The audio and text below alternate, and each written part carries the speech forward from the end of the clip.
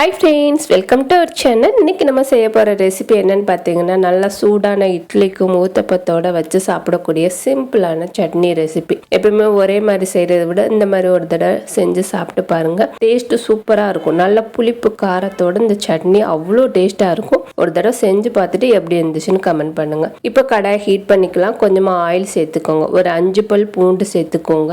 5 piece இஞ்சி சேர்த்துக்கலாம். ஒரு 2 இன்ச்சு அளவுக்கு இஞ்சி சேர்த்துக்கோங்க. இது கூட பெரிய வெங்காயம் 4 பெரிய வெங்காயம் மீடியம் சைஸாக எடுத்திருக்கேன். கொஞ்சமாக உப்பு சேர்த்துட்டு லைட்டாக வதக்கிடலாம்.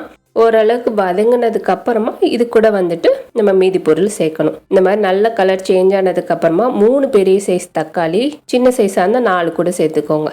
இது கூட ஒரு 5லேருந்து 6 வரமிளகாய் சேர்த்துக்கோங்க. கொஞ்சமாக கருவேப்பிலை சேர்த்துக்கோங்க. ஒரு 2 கொத்து அளவுக்கு கருவேப்பிலை சேர்த்துக்கோங்க.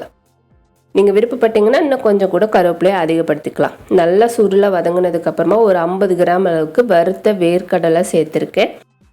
இது கூட ஒரு சில்லு அளவுக்கு தேங்காயும் சேர்த்துட்டு நல்லா சுருளாக வதக்கி அடுப்பு ஆஃப் பண்ணி ஆற வச்சுட்டு இதை ஜாரில் சேர்த்து கொஞ்சம் கொரகொரப்பாக இருக்கிற மாதிரி அரைச்சி எடுத்துக்கோங்க. தாளிக்கிறதுக்கு தேவையான அளவுக்கு ஆயில் சேர்த்துட்டு கடுகு, வரமிளகாய், கருவேப்பிலை சேர்த்து சட்னியோட மிக்ஸ் பண்ணிடலாம். நல்ல ஒரு புளிப்பு காரத்தோட இந்த சட்னி சூப்பராக இருக்கும். கண்டிப்பாக ஒரு தடவை ட்ரை பண்ணி பாருங்கள்.